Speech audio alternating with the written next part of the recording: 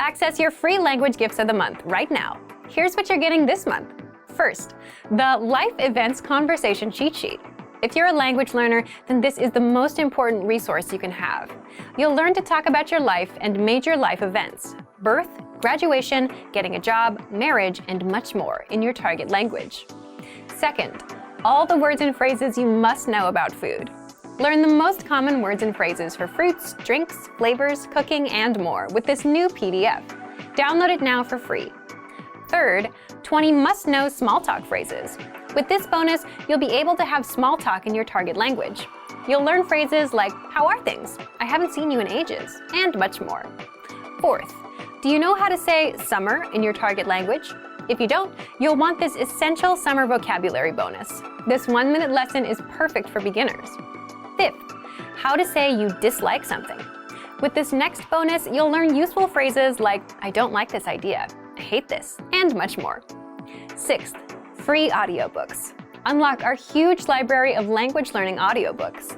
Save them to any device and listen and learn. They're yours to keep forever. And finally, the deal of the month. If you want to finally master a language with lessons by real teachers and our complete language learning program, get 35% off Premium or Premium Plus with the Power Up sale. To get your gifts and language learning resources, click the link in the lesson description below. Download them right now before they expire. So I think for duty-free stuff, it's okay, but if you only have carry-on stuff, then just make sure that you have small bottle only. After introducing yourself, there are some questions that you might ask the staff there. For example, where the check-in gate is and where you can check your flight status. So in this situation, you can use one question. Xin lỗi, làm ơn cho tôi hỏi. That means, excuse me, can I ask? Xin lỗi, làm ơn cho tôi hỏi. Xin lỗi, làm ơn cho tôi hỏi. Xin lỗi, làm ơn cho tôi hỏi. Okay? If you want to ask where the check-in gate is, you can say, xin lỗi, làm ơn cho tôi hỏi. Cửa check-in cho chuyến bay ở đâu? Xin lỗi, làm ơn cho tôi hỏi. Cửa check-in cho chuyến bay ở đâu? Also, there are some questions that you may hear at the airport, and if you really want to practice your Vietnamese, then when you hear from English, you can say in Vietnamese. For example, what is the purpose of your trip? You can just say, tôi đi du lịch. Tôi đi du lịch. Tôi đi du lịch. It means I'm traveling. If you are traveling, and if you are on a business trip, then you can say tôi đi công tác. Tôi đi công tác. Tôi đi công tác. Okay, so what is the purpose of your trip? Tôi đi du lịch. What is the purpose of your trip? Tôi đi công tác. Very good. The next question that you may hear is, are you traveling alone? So in this situation, you can say, không, tôi đi với bạn. For no, again, không, tôi đi với bạn.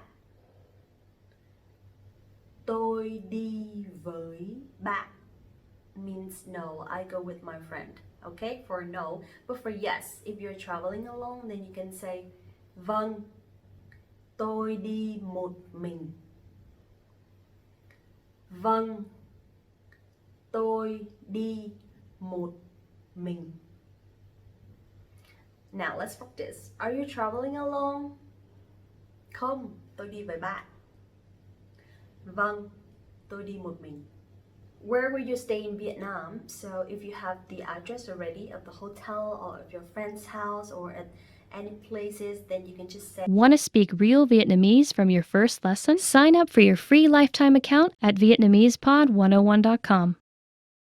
Chào các bạn, lại là mình đây. Hi everyone, it's me again and welcome back to VietnamesePod101.com, the fastest, easiest and most fun way to learn Vietnamese. If you know how to count numbers in Vietnamese already, then today is going to be a very easy topic for you because we talk about the ordinal numbers. Why? Because you only need to remember one word. That's it. And I'll show you what it is.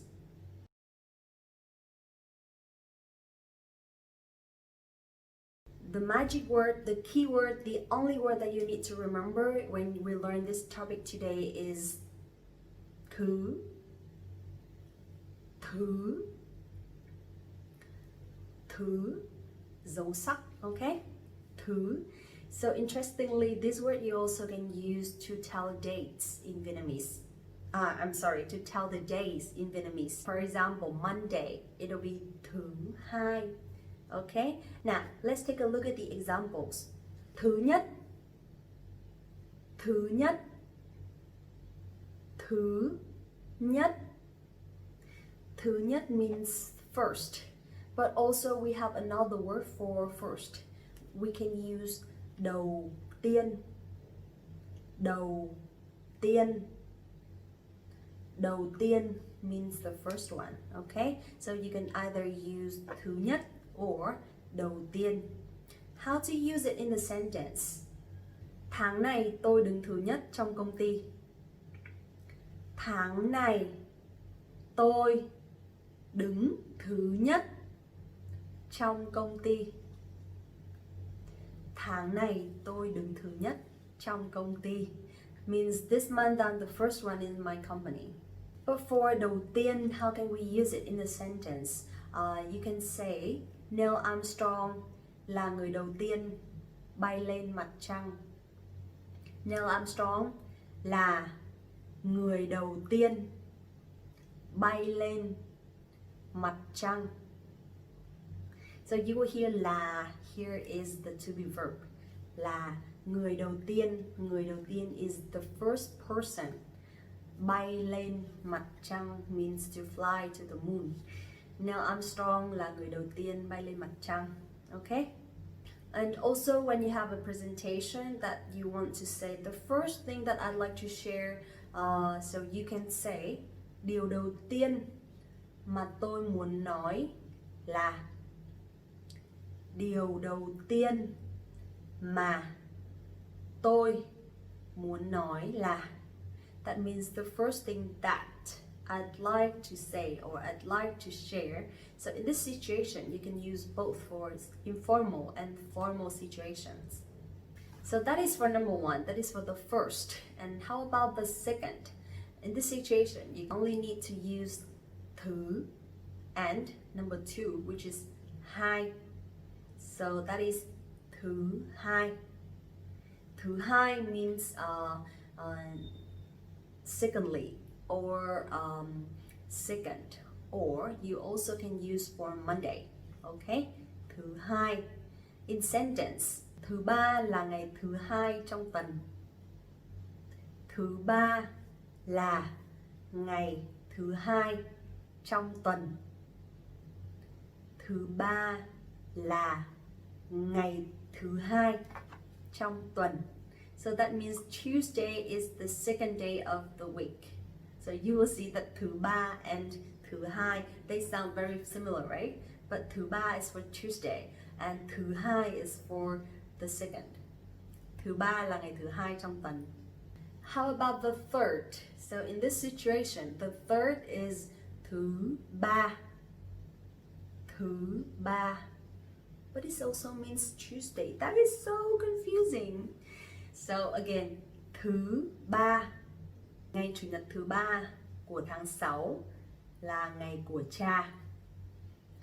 Ngày Chủ nhật thứ ba của tháng 6 là ngày của cha.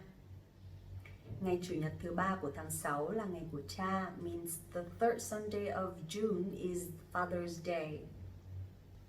Okay, so next one is number 4. Then you can say for fourth, you can say thứ tư. Thứ tư.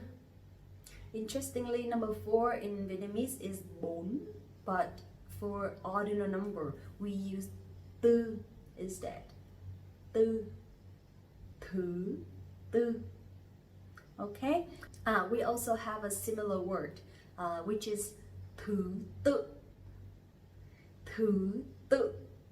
So you will see that here we have a dot, which is the dấu nặng. Dấu nặng. So when you put the dot there, it'll be the order. It means order. The order. Okay? But fourth, it's thứ tư. So similarly, you can use from number 5 to the next ones. You can just put thứ and the numbers.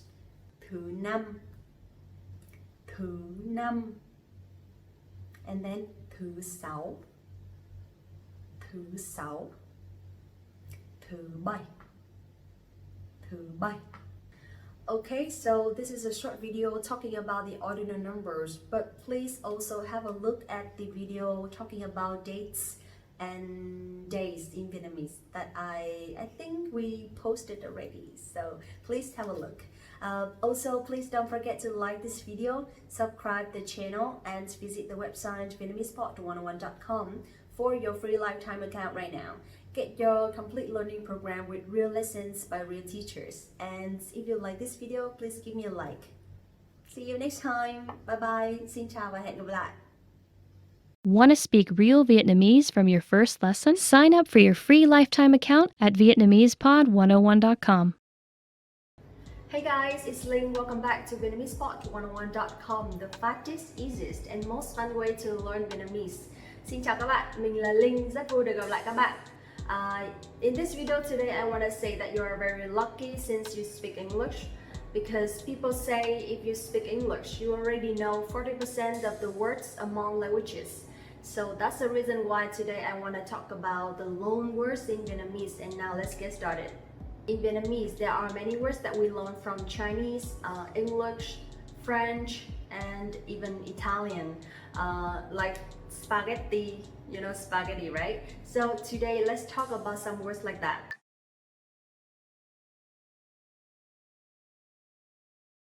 The first one I want to share is video, video, video. Can you guess what it is? That is this one. This is the video. So I think we used to speak that slowly, like video, but nowadays, because of the development of the social network, so we tend to speak it faster, like video, video, like that. The next one is phong chữ, phong chữ, phong chữ. This one actually you can say phong only. Phong. Can you guess what it is?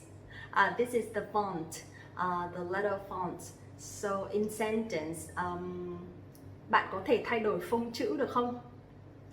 Bạn có thể thay đổi phông chữ được không? Bạn có thể thay đổi phông chữ được không? Next one is internet. Internet. Internet. So this one is internet, but actually for writing we still write the same thing. We still write internet, but we don't really translate that word into Vietnamese. But when we speak, for a lot of people, they tend to speak internet instead of internet correctly in English. So internet. Next one is laptop. Laptop.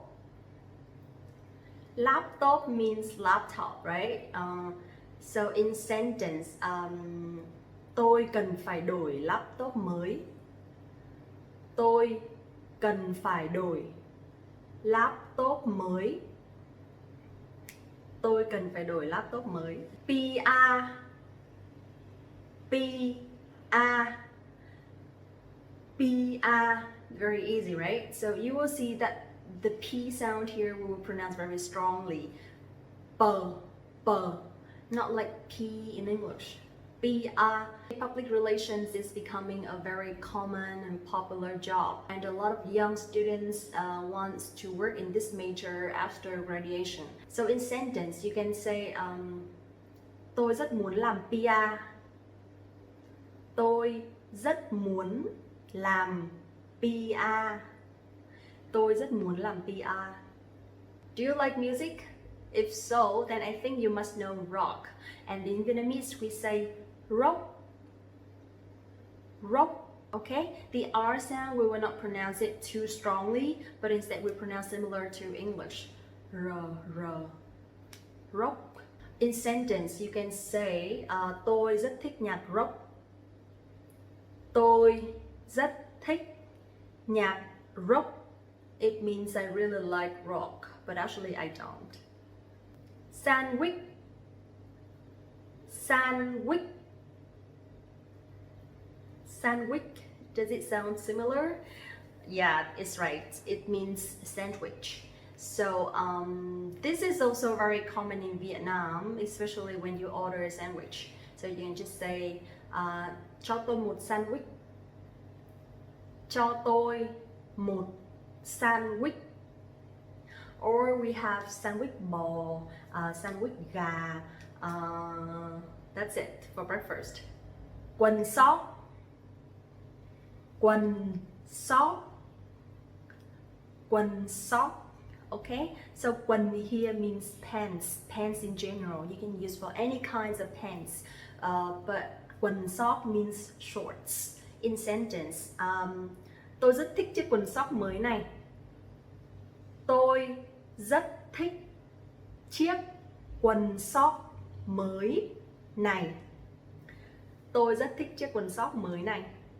This one is a new word that we borrow, and usually celebrities use it a lot. It's so. So is a show. It could be a TV show, it could be a music show, or it could be any kinds of show. But in sentence, ca sĩ thường hay chạy show. Ca sĩ thường hay chạy show. Usually you will hear chạy show a lot for celebrities. Chạy show. Next one is two words that I want to introduce together, which are radar, radar, and TV, TV. Can you guess what they are? It's very easy, right? Because it sounds exactly the same, the radar and the TV. So in sentence, let me see. Chúng ta cần phải mua một cái tivi mới thôi. Chúng ta cần phải mua một cái tivi mới thôi. Chúng ta cần phải mua một cái tivi mới thôi. Means, we have to buy a new TV. This one is very common in Vietnam. I have to say that a lot of people usually say same, same, same, same. Do you know what it means? Same, same means the same. So a lot of Vietnamese people, when learning English, they tend to say, same, same.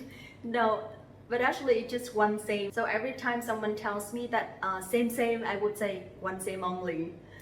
So that means the same, okay? But in Vietnamese we say same, same. In sentence, cái này cũng same cái kia thôi. Cái này cũng same cái kia thôi. That means this one is the same with that one. This one I really like, which is beer. Beer. Beer. Do you know what it is? That is beer. Okay? In sentence, you can say tôi rất thích uống bia. Tôi rất thích uống bia. Tôi rất thích uống beer. That means I really like drinking beer. Also, we have another drink, which is cà phê. Cà phê. Cà phê. This one is very common already, right? It's coffee. In sentence, cà phê Việt Nam rất nổi tiếng. Cà phê Việt Nam rất nổi tiếng. That means Vietnamese coffee is very popular. Also, we have another one. Sâm panh. Sâm panh. Sâm panh. Sâm panh means champagne. That's it, that's all for today, and I hope you liked it. I really like this topic, so please let me know what you want to talk about in the future. Also, please don't forget to like this video, subscribe the channel, and visit the website VietnamesePod101.com to learn more Vietnamese with Linh. Thank you so much and see you in the next video. Bye bye! Want to speak real Vietnamese from your first lesson? Sign up for your free lifetime account at VietnamesPod101.com. Hey guys, it's Linh. Welcome back to VietnamesPod101.com, the fastest, easiest, and most fun way to learn Vietnamese. Today, we will be talking about Vietnam history, and I'm so excited, so let's get started.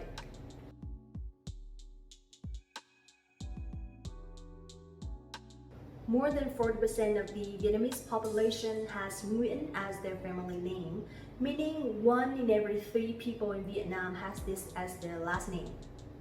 A Vietnamese full name is slightly different in structure compared to Korean and Chinese names, as it has 3 main parts: last name, middle name, first name, in this order, with the most common length being 3 or 4 words. Some even have 6 or 7 words in their name. But why Nguyen is the most popular last name in Vietnam? I'll tell you right now. During the years from 420 to 528, a large part of the Nguyen family, China, moved down to the south and immigrated to Vietnam. Their community started to adopt Vietnamese culture and set the primary base for the growth of Nguyen last name. Until the end of the 1st century, the immigration wave of Nguyen families from China still was going strong and continued to increase the number of people with Nguyen last name in Vietnam ever since. Also, in Trần reign, after taking over the country from Lý dynasty, Trần Thủ Độ, who was in charge to run the country on behalf of the teenage king Trần Cảnh, required all the members of Lý royal family who lived hidden to change their last name into Nguyen. The purpose behind was to remove Lý as a last name so nobody would know about its existence. But the question of why Trần Thủ Độ chose Nguyen as a last name to replace Lý with is still unanswerable. Maybe it was just a random choice. Since then, it became an unwritten rule that all the people that had the family name of the previous royal family must change theirs to Nguyen. History repeated itself when Ho family defeated Trần monarchy and took over the country. Ho royal family wanted to find and kill all the Trần family members. At the end, fearing the revenge from the next reign, members of Ho family changed their last name into Nguyen so no enemy could find them. As a result of these many historical events which led to the establishment of Nguyen, the last royal family of Vietnam's history, the number of Nguyen families throughout the country had become bigger than ever. In the medieval ages, people from the lower class didn't have a family name at all. In 19th century, Vietnam was the territory of the French. The French has a large-scale population investigation during that period and faced a huge challenge, which was that many Vietnamese people didn't have a correct last name. So the French decided to give those people a last name and they chose Nguyen.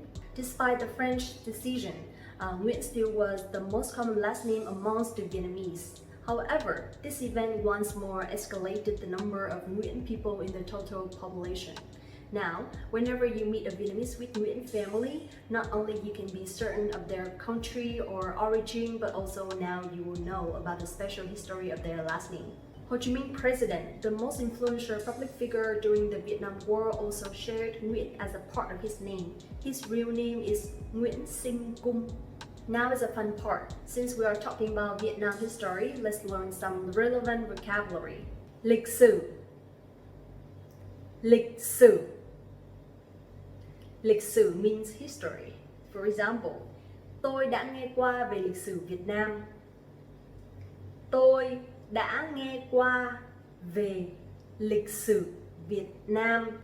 And here you will see đã is a word that you can use to put the verbs in the past tense. For example, đã nghe qua, đã học, đã làm việc, etc. Next one, quá khứ. Quá khứ. Quá khứ means the past. Hiện tại. Hiện tại. Hiện tại means the present. And tương lai. Tương lai. Tương lai means the future. Now, in sentence, tôi đã từng là một người rất nóng nảy trong quá khứ. Tôi đã từng là một người rất nóng nảy trong quá khứ. That means I used to be a very impatient person in the past. And here you will see one more grammar structure, which is I used to be, right? So here you can use đã từng. Đã từng. And then you put the verbs after that. For example, đã từng là means I used to be. Đã từng học, I used to study. Or đã từng làm việc, I used to work. Alright, I hope you liked the lesson today, and in the future, I hope that I will be able to deliver more lessons about Vietnam history like this. Thank you so much for watching the video, and don't forget to like this video, subscribe the channel, and visit the website VietnamesPod101.com to learn more Vietnamese. See you in the next video. Bye bye! Want to speak real Vietnamese from your first lesson? Sign up for your free lifetime account at VietnamesPod101.com. Xin chào các bạn, mình là Linh đây, rất vui được gặp lại các bạn. Hi everyone, my name is Linh and welcome back to VietnamesPod101.com, the fastest, easiest and most fun way to learn Vietnamese. Usually people would talk about the opposite nouns or the opposite adjectives, but they don't really talk about the opposite verbs, right? But once we know the opposite verbs, we will know how to ask people to do the right thing and to do the opposite thing without thinking too much. So now let's get started.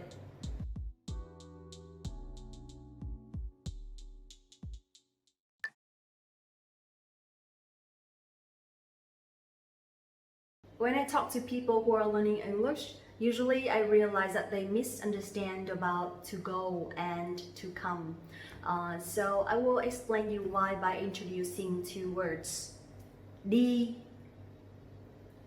đi và về, về.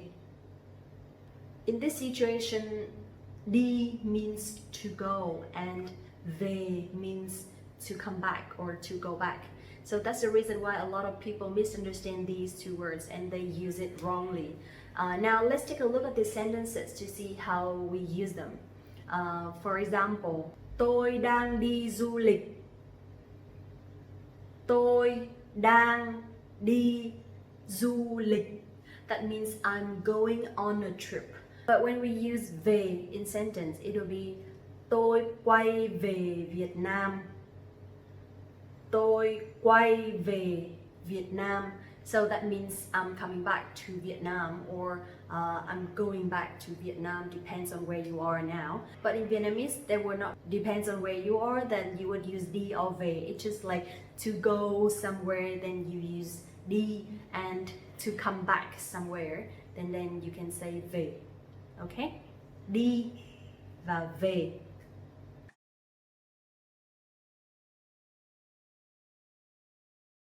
Next one is two words.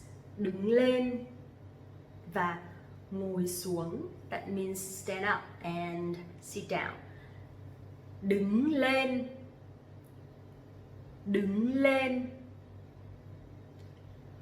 Ngồi xuống. Ngồi xuống. Now in sentence, làm ơn đứng lên khi vị khách VIP tới. Làm ơn đứng lên khi vị khách VIP tới. Làm ơn đứng lên khi vị khách VIP tới. That means please stand up when the VIP guest comes. Cả lớp ngồi xuống. Cả lớp ngồi xuống. Cả lớp ngồi xuống means sit down please, and usually this one the teacher will tell the students. Cả lớp means all the class. Please sit down. So cả lớp ngồi xuống. Sit down please.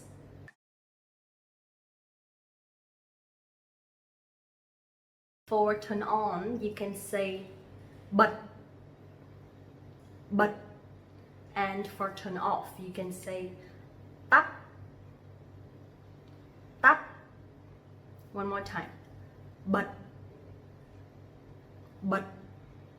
And tắt. In sentence, if I'm playing the music too loud, then you can say tắt nhạc đi Linh. Tắt nhạc đi Linh. That means please turn off the music. Or if it's too dark in this room, then you can say bật đèn lên Linh. Bật đèn lên Linh. That means please turn on the light Linh. Okay? So tắt and bật.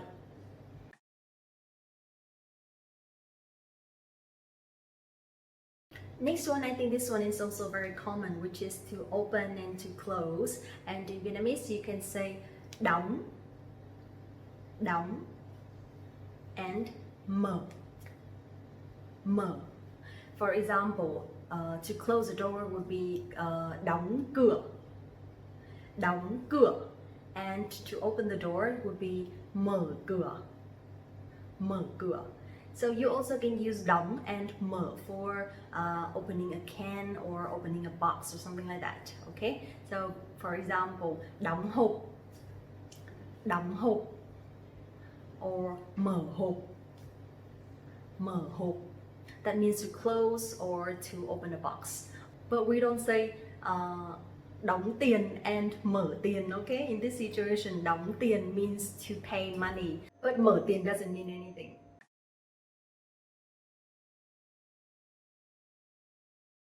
Okay, last one, it'll be to go to sleep and to wake up. And in Vietnamese, it'll be đi ngủ for to go to sleep. And thức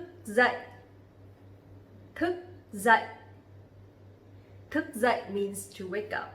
In sentence, for example, if you want to ask what time do you usually go to sleep, then you can say bình thường mấy giờ bạn đi ngủ.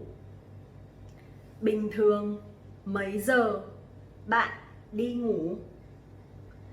Bình thường mấy giờ bạn đi ngủ. Okay? And to answer, you can say tôi thường đi ngủ lúc 12 giờ. Tôi thường đi ngủ lúc 12 giờ.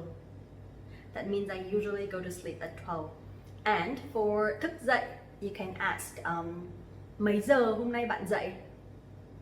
Mấy giờ hôm nay bạn dậy? That means what time did you wake up this morning? So you can either say dậy or thức dậy, they are the same. Mấy giờ hôm nay bạn dậy?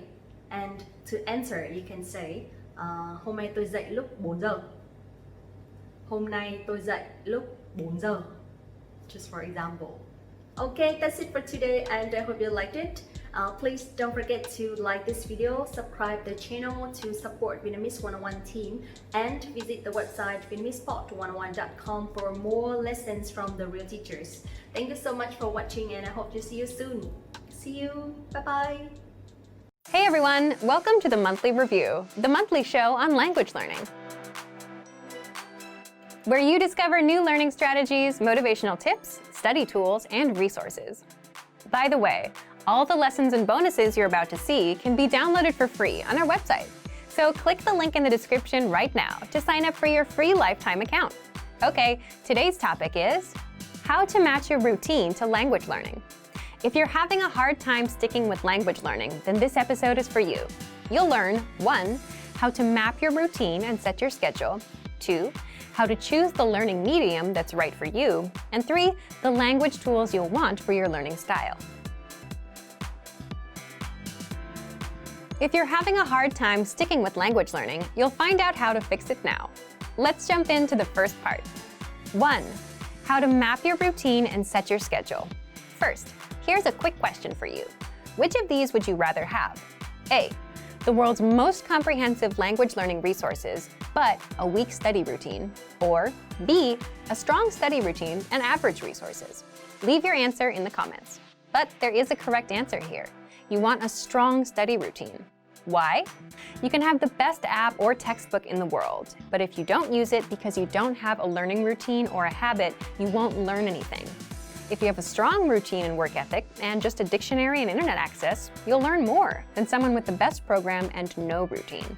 The point is, we are creatures of routines and habits, and our habits can be used for good or bad. They make us or break us.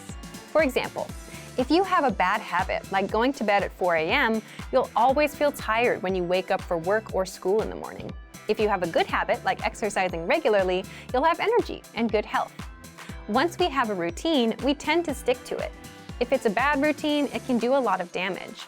But if it's a good routine, it can help us enjoy incredible results. We can also use routines to our advantage by applying them to work toward our goals, like language learning. How do you create a strong language learning routine? Here's one way to do it. First, write down your current daily schedule. For example, 7 a.m. I wake up. 8 a.m. I leave the house. 8:20 to 8:50 I'm on the train. 9:10 a.m. I arrive at work. 1 p.m. I go to lunch, and so on. Write out your daily schedule for the whole week. Make it detailed. If you write out your schedule, you can see your existing daily routine.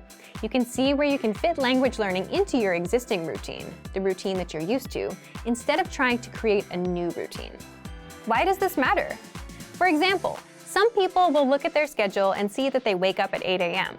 They think that if they wake up at 7 a.m., they can have an extra hour for language learning. But for many of us, that approach usually doesn't work because it's not something we're used to. You're trying to wake up early so you can learn a language. You're trying to implement two brand new routines that you're not used to. For many people, this results in failure. Even if you do wake up at 7 a.m., will you get out of bed immediately and jump straight to learning every day? Or will you lose motivation after a few days because you missed that hour of sleep? So map out your weekly schedule. Once you understand where your time goes, find an existing part of your routine that you can fit language learning into. For example, if you take the train in the morning, you can use that existing routine and learn some language during that time. If you always eat lunch at 1 p.m., watch a video lesson during your break. If you always cook at 8 p.m., play some audio lessons in the background. If at first you have to start with multitasking, it's better than nothing. You can at least get used to being exposed to the language while you work on dedicating more time and attention to it. Now, let's jump into part 2. 2. How to choose the learning medium that's right for you. Before you begin learning, it's important to understand what kind of learner you are. Are you a visual learner, or do you learn by reading? There's something called the VARK model, and it's an acronym for 4 learning styles: visual, auditory, or listening, reading, writing, and kinesthetic, meaning hands-on, or actual practice and trial and error. You need to understand what kind of learning resources are best for you. So, how do you determine what kind of learner you are? This depends on you. Do you like watching videos, listening, reading, or writing? Or do you prefer more hands-on practice? There's no wrong answer. It depends on what kind of learner you are and what you like. Also, think about your past language study experience. Did you remember vocabulary words better when you read them from a book? Or was listening to a podcast more helpful for you? How do you usually remember information best? This helps you choose the learning medium or study tools that are right for you. We'll talk more about this in a few minutes.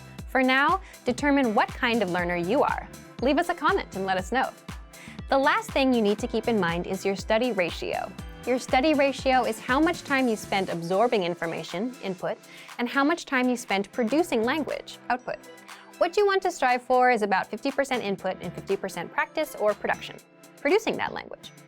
So, if you read for 30 minutes, then you want to practice for 30 minutes. You can't just consume. You must practice. Otherwise, it's not going to stick as fast. All right, we've covered routines and learning types. Let's move on to part 3. 3.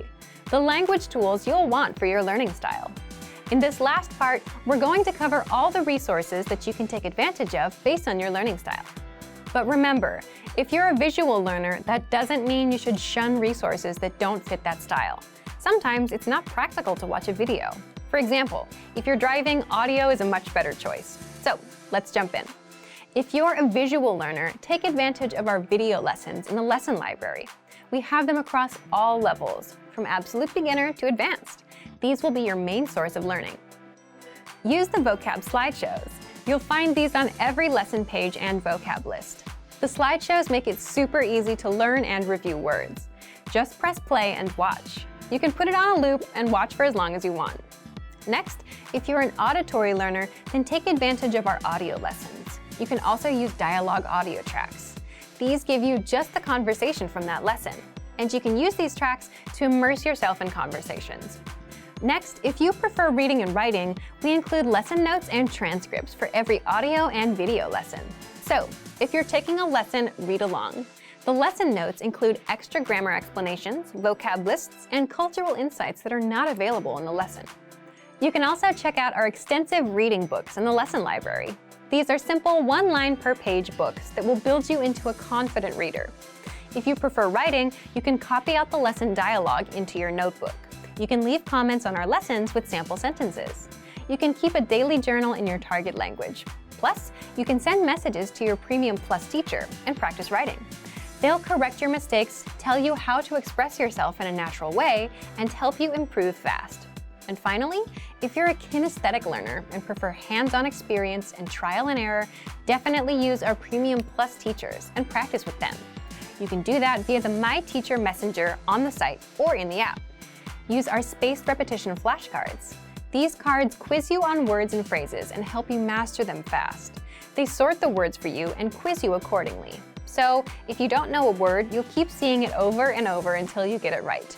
And if you do know it, you'll see it again in a few days. It'll pop up every now and then just to refresh your memory. Also, take advantage of our lesson quizzes. You'll find these in every audio lesson, and these test you on the words and phrases you learned in the lessons. You can also practice speaking with our voice recorder. You'll find this inside the dialogue tool. You can record yourself and compare with native speakers. You can keep practicing until you can say the lesson dialogue at a native level. There are tools for every learning style. So, today you learned 1. How to map your routine and set your schedule. 2. How to choose the learning medium that's right for you. And 3. The language tools you'll want for your learning style. So thank you for watching this episode of Monthly Review. Next time, we'll talk about the secret to speaking more of your target language. If you enjoyed these tips, hit the like button, share the video with anyone who's trying to learn a language, and subscribe to our channel. We release new videos every week. And if you're ready to finally learn language the fast, fun, and easy way and start speaking from your very first lesson, get our complete learning program. Sign up for your free lifetime account right now. Click the link in the description. See you next time. Bye! Starting easy with language learning is sometimes the best way to get into a new language. But before you feel guilty about wanting to learn the easy way, don't worry. It's fine to start the easy way.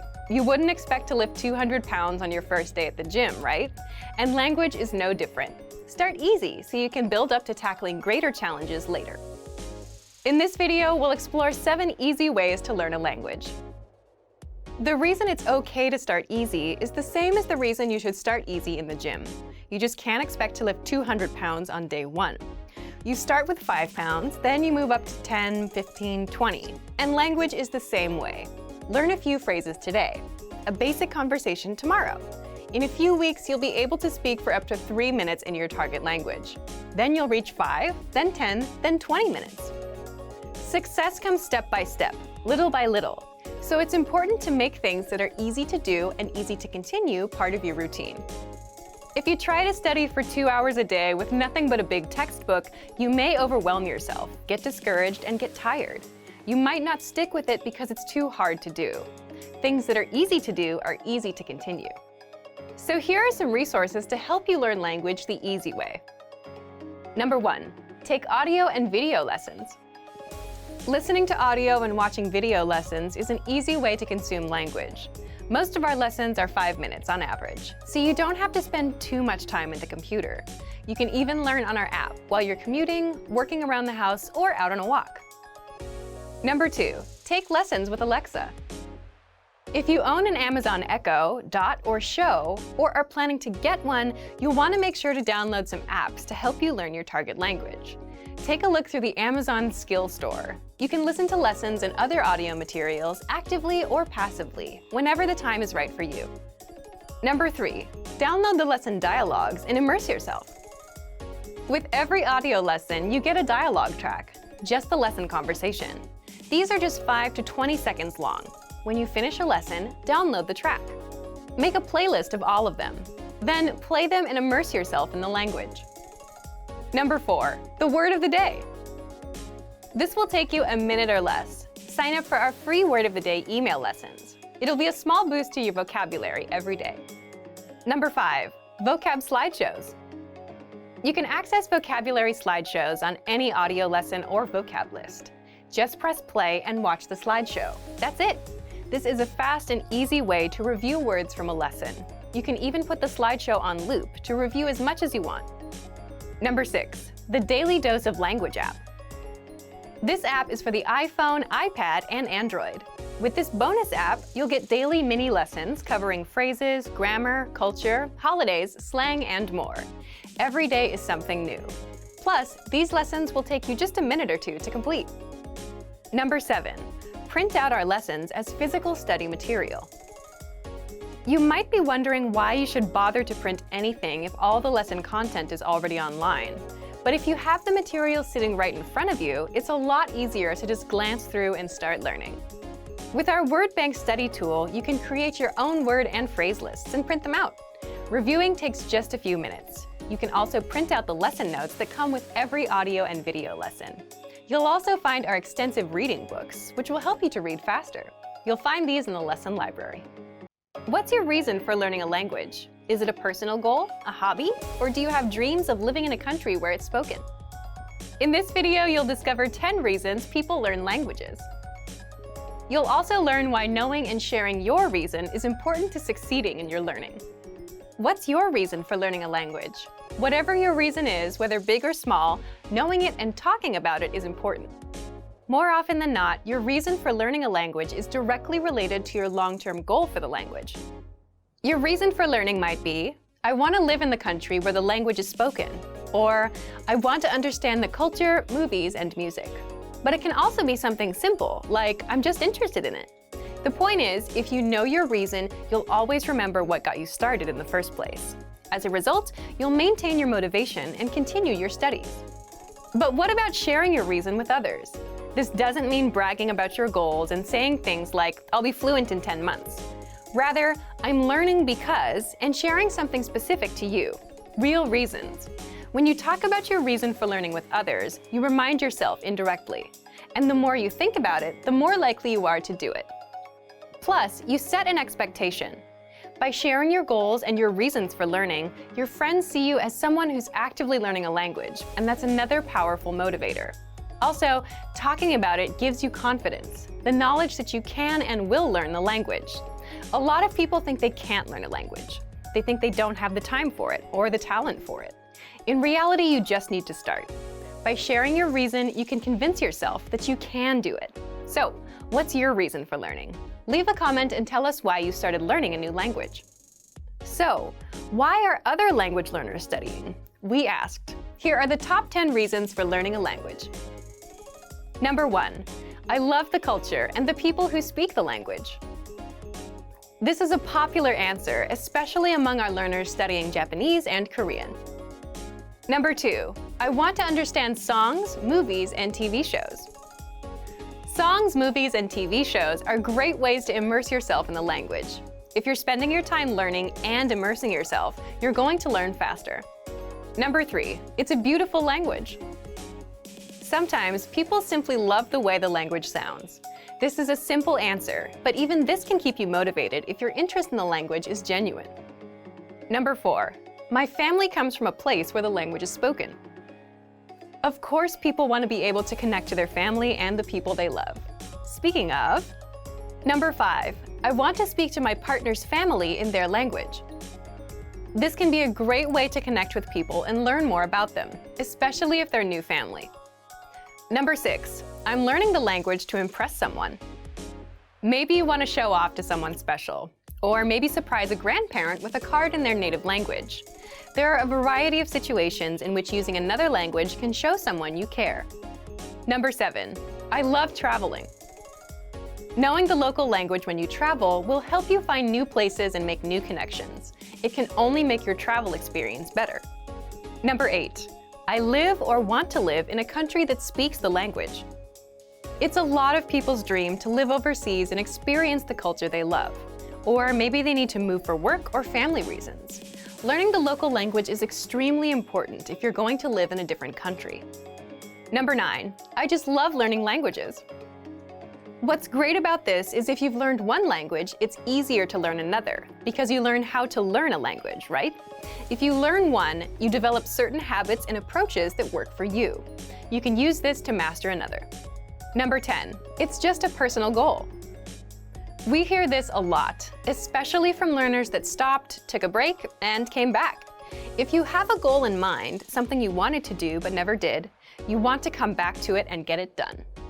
Our results show that most people learn for love, for family, to travel, or for self-improvement. So, why are you learning? Leave us a comment right now and let us know. Did you have a language teacher that inspired you? Maybe it wasn't a teacher, but a partner or another person, someone that motivated you to learn. You wanted to reward their investment in you by doing well.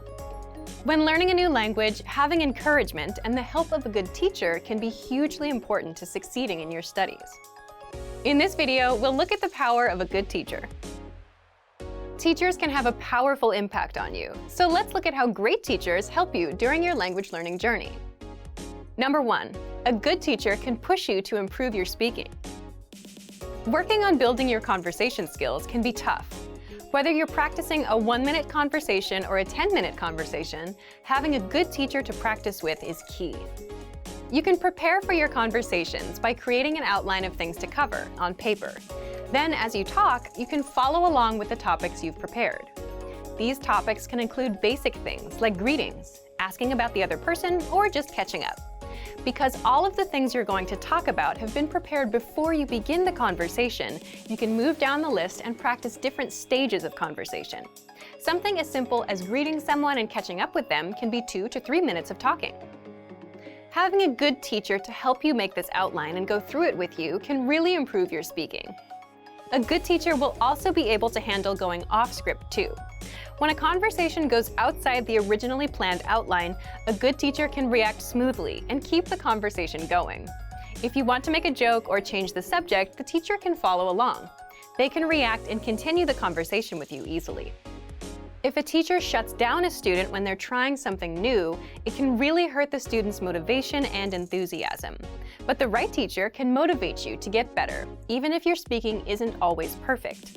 The key is finding someone who can take a student's new skills and encourage them, even if they're not correct 100% of the time. Number 2, how you can learn faster with outside help. After studying on your own for some time, introducing outside support can be a game changer for your long-term motivation. It can push you to reach new limits and work harder than ever. It can be a teacher, a tutor, a family member, a friend, or someone you look up to. But it has to be someone that inspires and energizes you. Of course, finding people like this is easier said than done. So you might want to take a few trial lessons with a few teachers to find the one you're the best fit with. If you're a Premium Plus user, take advantage of your Premium Plus teachers. They will hold you accountable, send you assignments, and give you feedback to help you perfect your language skills. It's also important to find a teacher whose lessons you enjoy. Sometimes people stick with lessons just because they like the instructor. There are so many types of teachers. If you can find instructors you gravitate towards, you may find you'll want to learn more just because of who they are. Make sure to check out our lesson library. There are a ton of classes and teachers to choose from in the absolute beginner, and intermediate levels. If you hear someone you like, you'll be more likely to stick with their lessons, and you'll learn better. Great work! Here's a reward. Speed up your language learning with our PDF lessons. Get all of our best PDF cheat sheets and ebooks for free. Just click the link in the description.